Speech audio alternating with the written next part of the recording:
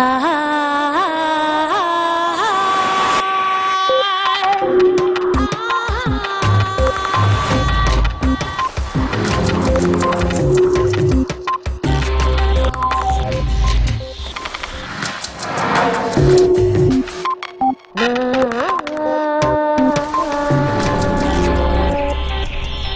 educación está reprimiendo los talentos y habilidades de muchos estudiantes y está matando su motivación para aprender. Ken Robinson. En los últimos 50 años, las esferas económica, cultural y personal han dado un vuelco en el mundo entero. Y sin embargo, los sistemas educativos no han movido un ápice sus programas y sus objetivos. ¿Por qué se aburren los niños y niñas en el colegio? ¿Por qué llegan al mundo adulto sin tener idea de sus propios talentos y capacidades? El líder en educación y creatividad, Ken Robinson, llama hoy en redes a demoler una educación nacida para y por las sociedades industriales. La sociedad de la información actual necesita jóvenes creativos y motivados.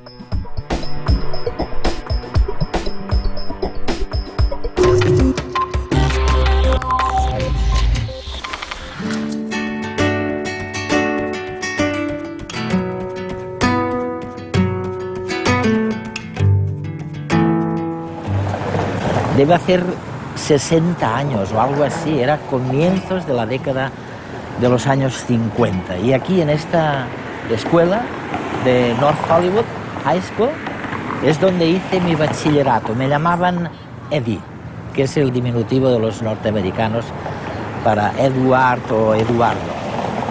Y seguramente, con toda certeza, en la escuela siguen destilando contenidos académicos en los cerebros. Lo que hay que hacer es enseñar cosas distintas de las que me enseñaron en los años 50 en esta North Hollywood High School. ¿Por qué distintas? Porque lo que nos enseñaban entonces estaba muy bien para el mundo industrializado, para conseguir trabajo en el mundo que había salido de la revolución industrial. Pero no nos enseñaban lo que hace falta para innovar, para ser creativo. Y para eso, básicamente, hoy día sabemos que lo que hace falta es ayudarnos a elegir, ayudar a los jóvenes, ayudar a los hijos y a las hijas a elegir primero cuál es su dominio, cuál es lo que de verdad les gusta y no tanto lo que está ocurriendo fuera de ellos mismos.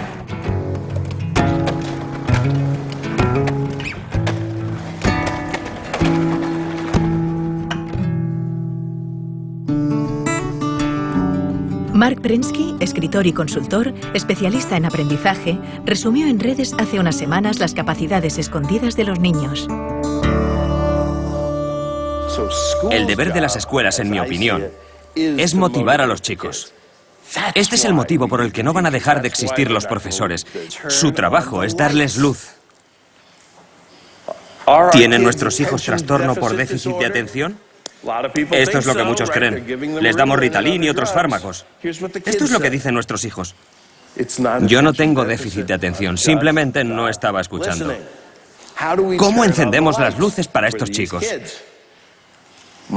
Yo creo que la mejor forma es con aquello que les apasiona. Y creo que así toda esa mala prensa en torno a nuestros chicos la vamos a ver con otros ojos. Voy a darles una metáfora nueva. Digamos que nuestros chicos son cohetes espaciales. ¿Qué quiere decir? Pues que van rápido, que se lanzan de cabeza a lugares desconocidos, que son muy volátiles, que son difíciles de controlar con precisión como los cohetes de verdad. Necesitan ser programados adecuadamente, necesitan combustible adecuado y buenos pilotos y quizás requieran algunas correcciones a medio camino como los cohetes de verdad. Pero tienen un retorno potencial enorme. Todos los chicos lo tienen y es lo que tenemos que descubrir. El educador y asesor Richard Gerber también alertaba del desarrollo social de los niños de hoy. Un reto que tenemos como educadores es este. Nuestros hijos vuelven a casa tras la escuela cada día y aprenden más por sí mismos y de sus amigos en las redes sociales que en el aula, ¿o no?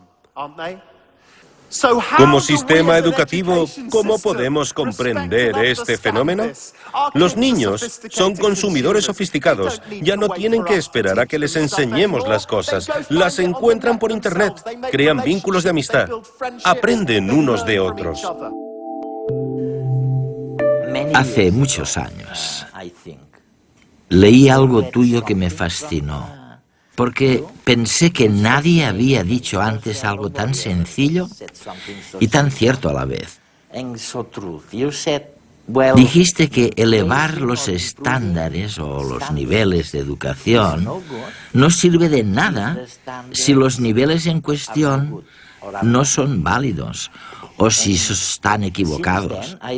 Y desde entonces he intentado leer todo lo que has escrito, como Out of Our Minds, por ejemplo. ¿Podrías explicarnos tu punto de vista?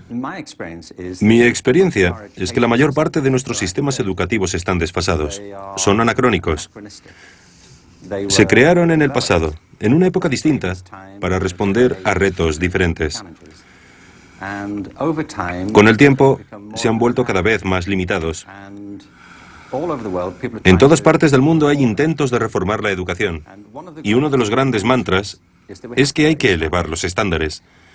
Y me hace gracia porque, por supuesto que deberíamos mejorarlos siempre, pero no sirve de nada aumentarlos si están equivocados. Por ejemplo, en la mayoría de sistemas, se insiste mucho en elevar los estándares de matemáticas y de lengua, que por supuesto son muy importantes, pero no son lo único que cuenta en la educación. Las disciplinas artísticas cuentan, las humanidades cuentan, también la educación física. Me gustaría saber si es cierto que ha habido tantos cambios turbulentos, que ha surgido esa disparidad o esa gran brecha entre la educación por un lado y las necesidades individuales de las personas por otro. ¿Cuáles son, de verdad, esos cambios que han ocurrido? Pues creo que hay varios. Si nos planteamos cuál es el propósito de la educación, los políticos a menudo hablan de volver a lo esencial, a lo básico. Y creo que hay que hacerlo, pero primero tenemos que ponernos de acuerdo sobre qué es lo esencial. En mi opinión, la educación, desde la guardería hasta la formación de adultos, tiene en líneas generales 3 objetivos. O por lo menos debería tenerlos. Uno de ellos es económico. Es innegable que una de las grandes expectativas que tenemos sobre la educación es que si alguien tiene estudios, estará en mejor posición para conseguir un trabajo, y la economía se beneficiará. Por eso invertimos tanto dinero en la educación. Y ahora no es así. El problema es que las economías del mundo han cambiado diametralmente en los últimos 50 años. El mundo cada vez está más dominado por los sistemas de información. Estamos inmersos en una economía de servicios y la industria se ha trasladado fuera de Europa. Ahora mismo se ubica mucho más en Asia. Por consiguiente, económicamente, el mundo de ahora no tiene nada que ver con el mundo en el que tú y yo crecimos. La revolución industrial forjó nuestro mundo, pero también fraguó nuestros sistemas educativos. Tenemos un sistema de educación industrial. Es un modelo de la educación basado en la producción. El segundo gran reto educativo es de índole cultural. Una de las cosas que esperamos de la educación es que ayude a las personas a comprender el mundo que les rodea y a desarrollar un sentimiento de identidad cultural, una idea sobre su lugar en el mundo. Sí. Si analizamos los sistemas educativos de todos los países, en España no hay duda de que esa expectativa está presente en el sistema de enseñanza. Se pretende ayudar a los alumnos a conocer mejor la cultura española, y lo mismo sucede en el resto del mundo. Es una gran expectativa de la educación. El problema es que el mundo también se ha transformado culturalmente en los últimos 50 años. No tiene nada que ver con el mundo en el que crecimos. Cada vez es más interdependiente, más complejo y también más peligroso culturalmente en algunos aspectos, más intolerante en ciertas cosas. El tercer gran objetivo de la educación es personal. Lo saben los que tienen hijos, pero también cualquiera que esté vivo. Una de las cosas que esperamos de la educación es que nos ayude a convertirnos en la mejor versión de nosotros mismos, que nos ayude a descubrir nuestros talentos, nuestras destrezas. Y creo que la educación ha fracasado estrepitosamente en ese sentido, puesto que muchos acaban sus estudios sin descubrir lo que se les da bien, sin averiguar jamás sus talentos. Muchos pasan por la escuela y llegan a la conclusión de que carecen de cualquier talento. Y esto sucede porque en el fondo tenemos una visión de las aptitudes muy limitada. También ha habido cambios en ese sentido. Vemos pues que hay cambios en nuestra noción de inteligencia, pero también en la cultura, que ha cambiado y se ha complicado, por no hablar de hasta qué punto se ha revolucionado económicamente el mundo. Tenemos pues tres grandes cambios que probablemente explican esta ansiedad que surge de la disparidad entre el mundo educativo y las necesidades económicas, culturales e individuales.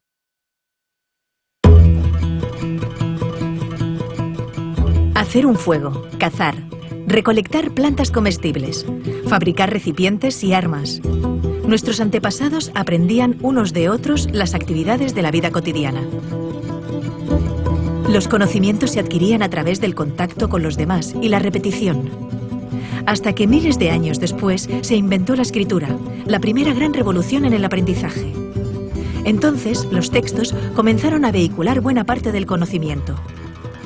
También cambiaron, claro, las cosas que aprendía la gente. Nacieron las primeras escuelas.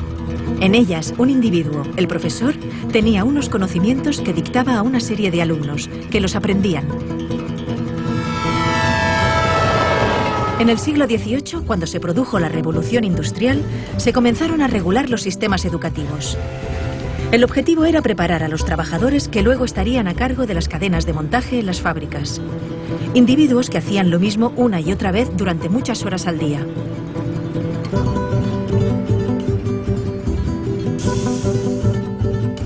La escuela que se inventaron seguía ese patrón. Todos los niños repetían y repetían de memoria determinados conocimientos.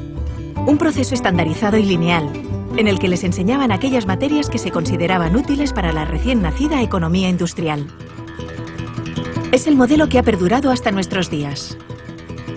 Sin embargo, ya no nos sirve, porque el mundo, en el último medio siglo, ha cambiado radicalmente.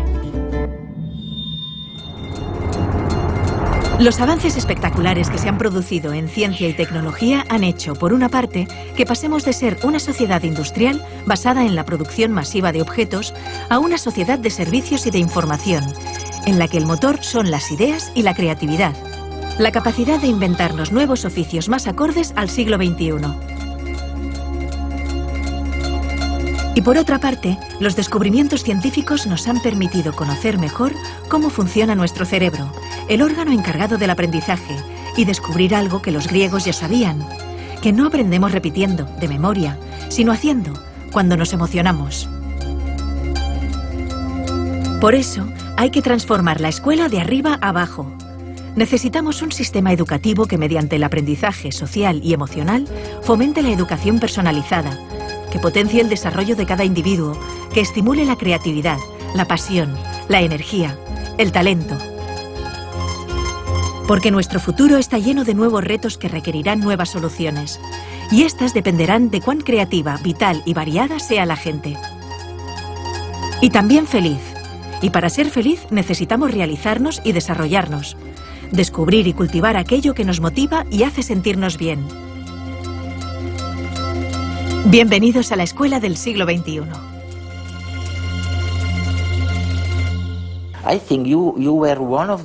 Creo que fuiste uno de los primeros del sector educativo en hablar de la desafortunada división entre ciencias y la cultura o las artes. Y es curioso, porque nosotros, cuando preparamos programas científicos, a menudo tenemos que enfrentarnos a un dilema. Nos planteamos que un tema no encaja bien en lo que los científicos denominarían temática científica, así que es mejor descartarlo. Pero tú afirmas que como resultado de esta escisión entre la ciencia y las disciplinas artísticas, hemos ignorado un campo fantástico, el de la creatividad. ¿A qué te refieres exactamente? Pensemos de nuevo en la educación. La mayoría de países no instauraron un sistema de educación pública obligatoria hasta mediados del siglo XIX. Se trata de ideas bastante nuevas. Dos factores influyeron mucho en la educación. El primero fue la economía industrial, que provocó una cultura organizativa de la educación extremadamente lineal, centrada en los estándares y la conformidad.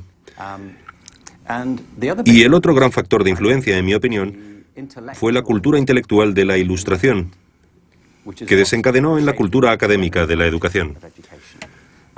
Una de las características de la enseñanza es que hay una jerarquía de asignaturas en las escuelas. En la mayoría de sistemas tenemos arriba de todo de la jerarquía la lengua, las matemáticas y las ciencias. Un poquito más abajo están las humanidades, como la geografía y los estudios sociales, o la filosofía, cuando se enseña. Y debajo de todo están las disciplinas artísticas. Hay poquísimos sistemas educativos, no conozco ninguno de hecho, que enseñen danza con el mismo rigor y sofisticación con el que se enseñan matemáticas. ¿Por qué hay esta jerarquía?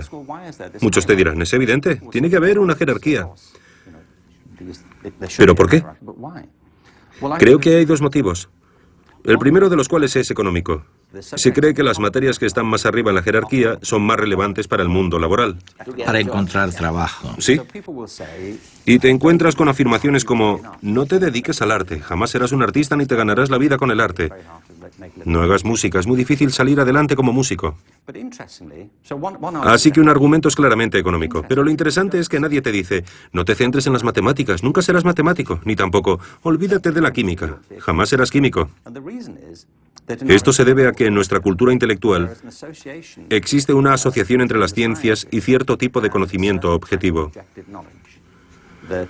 Se cree que al trabajar con las ciencias, se trabaja con hechos y certeza, que son las cosas que marcan diferencias en el mundo, mientras que las disciplinas artísticas se asocian con los sentimientos y la expresión personal, por lo que están muy bien para entretenerse, pero no son importantes para la economía. La Ilustración y la Revolución Científica crearon un modelo de inteligencia y conocimiento que ha imperado en nuestra cultura.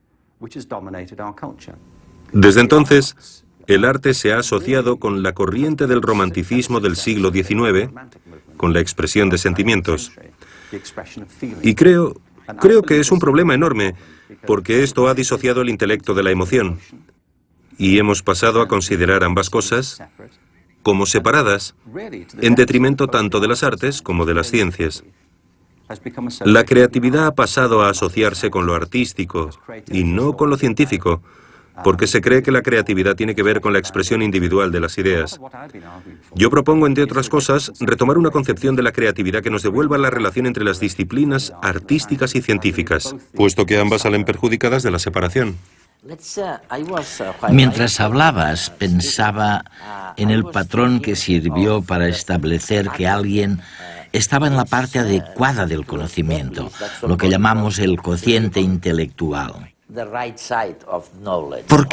¿Por qué demonios hemos creído durante tanto tiempo que la medición del coeficiente intelectual era importante para la vida económica? ¿Por qué? El cociente intelectual fue una de las nociones que surgió del crecimiento de la psicología y la sociología, de los intentos de aplicar las mismas características de las ciencias físicas a las personas. Lo importante es que había dos fuerzas. Por un lado, un verdadero espíritu de investigación, para ver si podíamos medir la inteligencia igual que medimos el movimiento de las mareas, pero también coincidió con el crecimiento de la educación pública, que requería una manera eficaz, rápida y objetiva de caracterizar a las personas para poder educarlas. Se necesitaba saber, en cierto modo, si tenían una inteligencia normal, inferior a la media o extraordinaria. Alfred Binet, cuando creó el primer test de inteligencia en París, estaba interesado en los niños con necesidades educativas especiales. Para descubrir cuáles eran sus necesidades, necesitaba tener una idea de cuál era la capacidad media. Este era el objetivo inicial. No obstante, los test de inteligencia se volvieron fundamentales para la categorización de alumnos en las escuelas públicas, pero también para la selección en el ejército. Se han convertido en un mito, me parece. Han pasado a formar parte de nuestro léxico cultural como si fueran objetivos. Una de las organizaciones más importantes que hay es Mensa, la organización de personas con cocientes intelectuales altos. Y me parece estupendo, no voy a criticar a Mensa, pero me planteo si esto es así realmente. En realidad, el test de inteligencia solamente mide la capacidad de hacer test de inteligencia. Hay personas a las que estos test se les dan muy bien. Si queremos saber lo inteligente que es alguien, por lo menos deberíamos aceptar que la inteligencia entraña mucho más de lo que se puede medir en un test de inteligencia. ¿No deberíamos incluir también otras preguntas? Como por ejemplo, ¿sabes componer una sinfonía? ¿Sabes interpretarla? ¿Gestionar un negocio de éxito? ¿Sabes bailar? ¿Sabes escribir una poesía que conmueva a los lectores y les haga llorar? ¿Tienes empatía? La empatía, sí. Si el ser humano solamente tuviera las habilidades que se miden en los test de inteligencia, la mayor parte de la cultura humana jamás habría existido. Yo no querría vivir en un mundo así. ¿Tú sí? No. Tenemos una visión de la inteligencia muy reduccionista.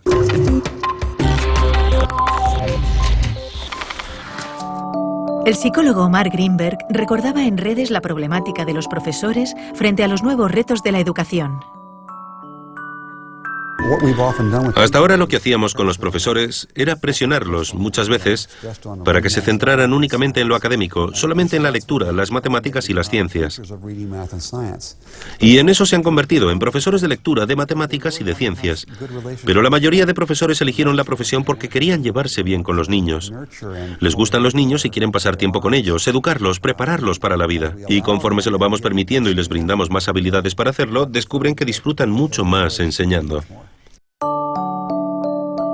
Para Richard Gerber, el valor de la educación está en el camino, no en la meta. En cierto modo hemos olvidado que lo bueno de la educación está en realidad en la experiencia, en el momento, en la alegría de descubrir algo, en la satisfacción de tener una pregunta y poder buscar una respuesta, y no necesariamente en la propia respuesta. Creo que muchos niños y muchos profesores en el sistema educativo se sienten frustrados porque, por culpa de las presiones y la obsesión por los resultados, la magia del viaje se ha disipado. Me parece que este es el motivo por el que cada vez hay más niños que abandonan los estudios enseguida que pueden, porque no ven en ellos ninguna pasión, ninguna emoción. Y es a raíz de esta fijación con el destino final que ignora la alegría de lo que pasa por el camino. Pero, ¿cómo voy a estar atento en clase? Datos y datos, fórmulas, información... Si ya no me acuerdo de lo que estudié el año pasado. Que si la capital de Ecuador es Quito... Pero estoy seguro que eso está en Google. Me parece que nos enseñan igual que antes. Nos educan igual que a mis padres y a mis abuelos. Y a los padres de mis abuelos. Así es difícil estar motivado. Ahora se ha puesto de moda decir que tenemos TDA, porque creen que no atendemos en clase. Algunos niños sí que tienen un problema y les dan pastillas. ¡Todo pastillas! Pero a otros lo que nos pasa es que estamos muy aburridos. Porque con las cosas que nos gustan podemos pasarnos horas y horas. ¿Por qué en lugar de darnos pastillas no intentan motivarnos? Para que seamos creativos, para que inventemos, para que soñemos, que nos den ganas de aprender. Pero si vivimos en una época súper chula, tenemos el mundo a nuestro alcance, con un clic. Yo me paso horas navegando por internet, mirando vídeos, jugando. No sé, es que en el cole me duermo. Piensen en ello. Me gustaría explicitar o sugerir a los telespectadores los grandes cambios. ¿Cuál es el contenido real de estos grandes cambios a los que se está refiriendo Ken Robinson? Vamos a ver, empezó todo por un tipo de pensamiento que era el de la Edad Media. Ok. Luego nos dice en dos palabras cuál era la síntesis de este pensamiento. Después viene el Renacimiento, que es totalmente o muy distinto. Después viene el pensamiento de la Revolución Industrial, lo que llamamos la Ilustración. Después viene otro tipo de pensar distinto, que es el romanticismo. Y por último, en estos momentos, ¿dónde nos encontramos? ¿En pocas palabras? En pocas palabras, toda la historia. Bien, procuraré ser breve. Toda la historia moderna de Europa, en unas pocas frases. En cualquier caso, la corriente mayoritaria en la Edad Media es que, por lo general, todo el mundo estaba muy dominado por las ideas de la Iglesia. Y había una jerarquía social y económica muy marcada entre la aristocracia y la población rural. En general, era un estilo de vida muy rural, especialmente en toda Europa. En el Renacimiento, el desencadenante fue el redescubrimiento de los textos clásicos, de los pensadores y filósofos griegos y romanos. Esto condujo a un renovado interés por la vida intelectual y la belleza, y a nuevas maneras de reconsiderar nuestro lugar en el mundo. Se produjeron varios cambios importantísimos, por ejemplo, el trabajo de Copérnico y Galileo, que plantearon la posibilidad de que tal vez la Tierra no fuera el centro del universo de Dios, y eso supuso una especie de terremoto ideológico, con enormes cambios en la manera de ver las cosas de la gente. Lo más importante es que la inmensa mayoría de gente ya no tenía que depender de los argumentos y la autoridad de una minoría culta del clero, porque la invención de la imprenta generalizó el acceso a las ideas. La gente podía leer por sí misma las ideas y distribuirlas. Ha habido varios ejemplos de tecnologías absolutamente revolucionarias, como la imprenta. La televisión también fue una de ellas, y creo que la cultura digital de ahora también lo es. Pero supongo que si hubiera que definir el gran cambio en unas pocas palabras, diría que la conciencia humana ha ido expandiéndose más y más hacia afuera. Hemos dejado de mirarnos el ombligo para intentar ser más objetivos sobre nuestro lugar en el mundo y el orden de las cosas, a medida que pasábamos de la Edad Media al Renacimiento y a la Ilustración.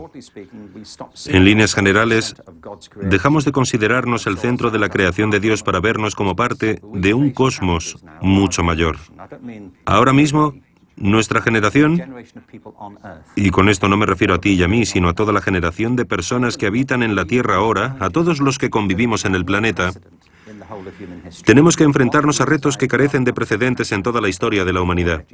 Uno de los motivos por los que defiendo con tanta pasión que hay que modificar la educación y replantearse la creatividad es porque me parece que, a no ser que cambiemos nuestra manera de pensar en nosotros mismos, no estaremos a la altura de los desafíos a los que nos enfrentamos ahora. Y si no hacemos frente a los retos, las consecuencias podrían ser desastrosas.